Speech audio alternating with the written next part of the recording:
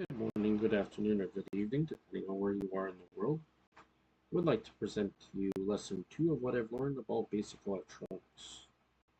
Now, let's get to it.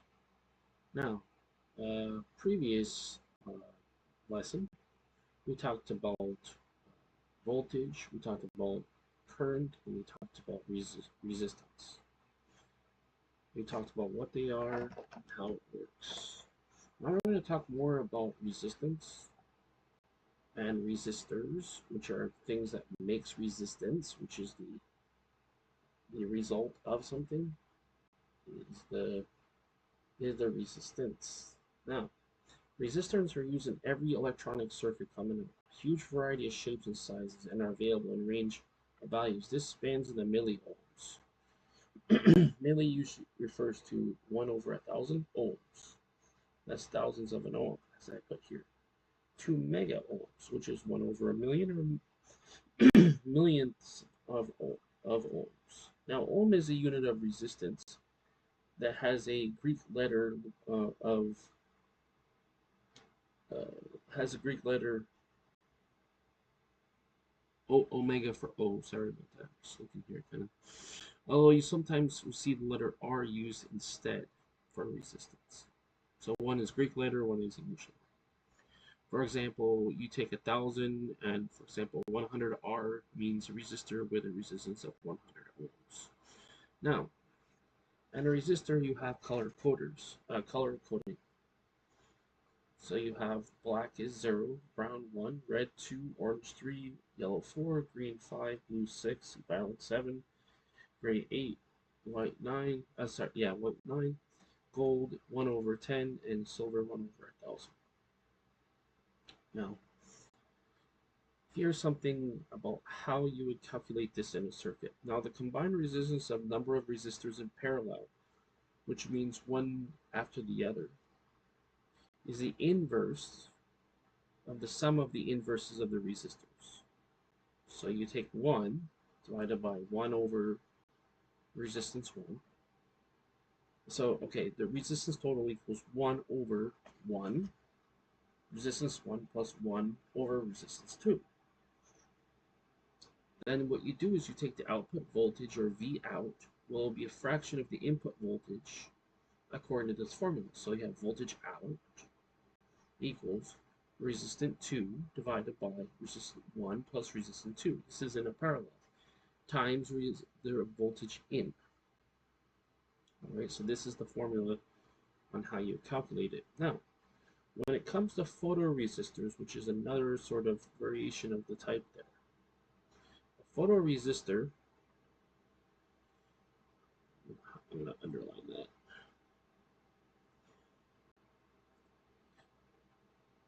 The way it works is the more brightly the photoresistor is illuminated, the lower the resistance. A typical photoresistor can have a resistance in bright sunlight of 1 kilo ohms, increasing several mega ohms in total darkness. There are two types of thermistors.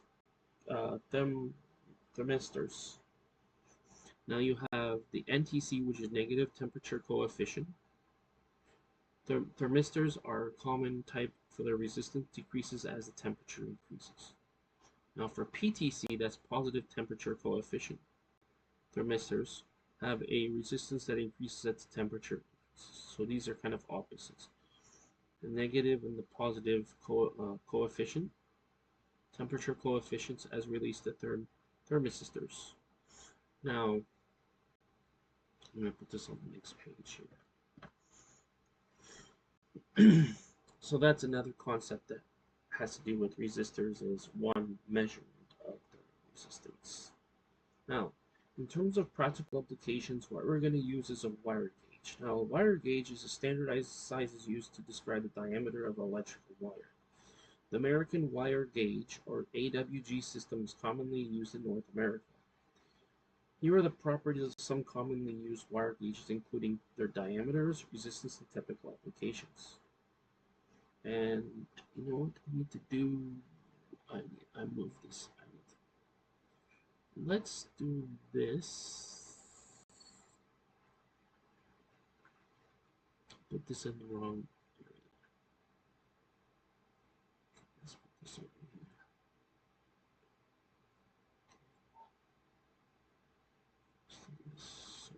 put this in the wrong area. So I wanted to show you a graph on how this works, okay? So the way it works is you have 22 AWG, which has their own diameter, resistance, current, capacity, otherwise known as ampacity, depending on the installation type and installation conditions and typical applications. You have 22, 20, 18, 16, 14, which I'll put on the next page.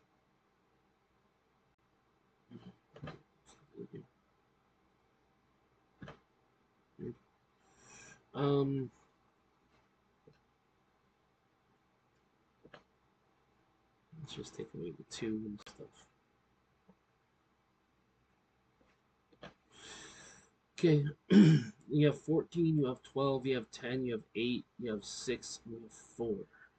Now, the same idea applies for all of them, except they have different measurements.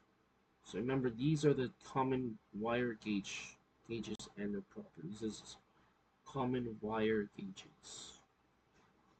So we have to consider, first of all, diameter, resistance, their current capacity, and a typical application. So for example, the 22, you have low current applications like signal wiring, small electronic devices, and hobby projects. For 20, you have different, so you have varying levels of all of those. And then for 20, you have general electronic wiring, automotive applications, speaker wire for 20. For 18, you have household lighting for the application. This is all applications. You have household lighting, small appliances, and control circuits. And then for 16, you have, for typical applications, we have extension cords, lamp cords, and small motors. That's for your 16 AWG. 14, for typical applications, we have household wiring, that is lighting and outlets, and small heaters. For 12 AWG, we have typical applications as heavy-duty household wiring, kitchen appliances, and air conditioning units. For 10 AWG, so the least of resistance, the more current can go through it. Then for the 10, I don't know why I had it like this, but it's okay. Anyway, it's okay. Yeah, that's for 14. 12 is so the less AWG, the more current can go through. So 14 AWG, typical applications, household wiring, which is lighting and outlets and small heaters. For 12 AWG, typical applications are heavy-duty household wiring, kitchen appliances, and air conditioning units. For 10 AWG, you have, for typical applications, you have electric water heaters, clothes dryers, and large air conditioners. For 8 AWG, you have electric ranges, sub-panels, and large motors. For 6 AWG, you have service entrance cables, heavy-duty appliances, and industrial machinery. And then for 4 AWG, you have main service entrance, wired, large motors, and sub-panels. Now, also, we want to consider factors that are affecting the wire selection as well.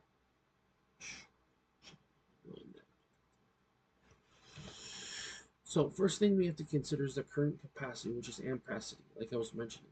Now, I was showing you the numbers to just give you an idea from highest AWG to lowest AWG. Highest is more resistance, lowest is the least resistance.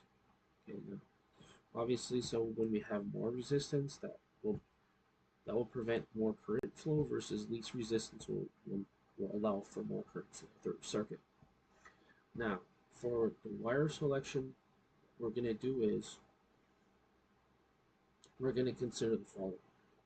So as we're talking about ampacity, so if you go back, remember we have ampacity, that's the current capacity, that's ampacity. You need to know that the maximum current a wire can safely carry. Exceeding the ampacity can cause overheating and potential fire hazards. Number 2, we have a voltage drop. That's a reduction in voltage as electrical current travels through the wire. Longer runs require thicker wire to minimize voltage drop. So from power supply, you get it steps down or reduces the voltage. So for example, let's say you plug something into the wall, right? You have AC, drain current, 110 voltage, right? AC. your power supply, for example, in an electronic device, right? Say, for example, a computer, right? It will take the AC coming in, right? It will step down the voltage, then it will translate it to DC, I believe. But yes, you have things that steps up or steps down.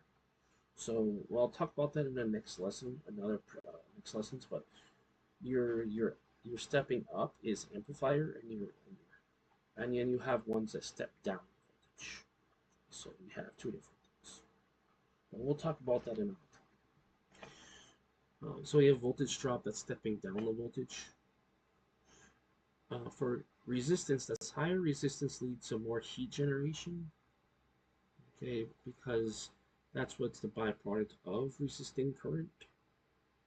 Lower resistance is preferable for efficiency. Okay. Of course, the more voltage you have, the more dangerous can possibly be if it's not if anything leaks out of the cable. In terms of our insulation type, now this is part of the cable itself. You have different insulation materials having varying temperature readings and durability. So temperature readings means it can handle a certain amount of resistance. The byproduct of the resistance is the heat, affecting where and how the wire can be used.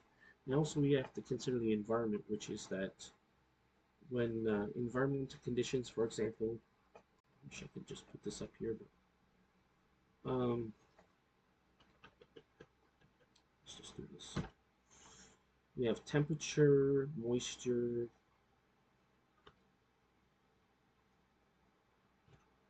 where the wire is used, and also certain wires are better suited for harsh conditions. It depends on the grade of the wire. Now, let's talk about some things. So you might have seen copper. So you have a solid core, single, and non-single. Solid core wire is or single strand of copper insulated in plastic. So the plastic goes over the copper wire. The reason why they use copper is because copper is a good conductor of electricity. Now, it's useful for solderless breadboards, but not used in situations where it's likely to be fixed, as it will break through metal fatigue if bent back and forth. We'll talk more about the breadboards, but for now, let's not. I won't go too much in detail about that at this point. But anyway, it should be used in situations where likely to be flexed, as it will break through metal fatigue if bent back and forth. Also, it says, I just put here, I always have this wire, at least 3 colors can be used for black for negative. So just this. See, this is what you can use, okay? Black for negative, red for positive, and other colors are non-power connections.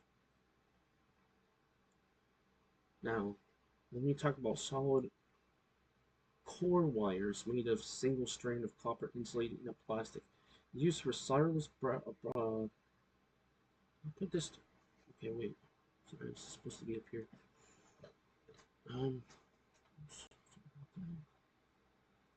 Yeah. I have this.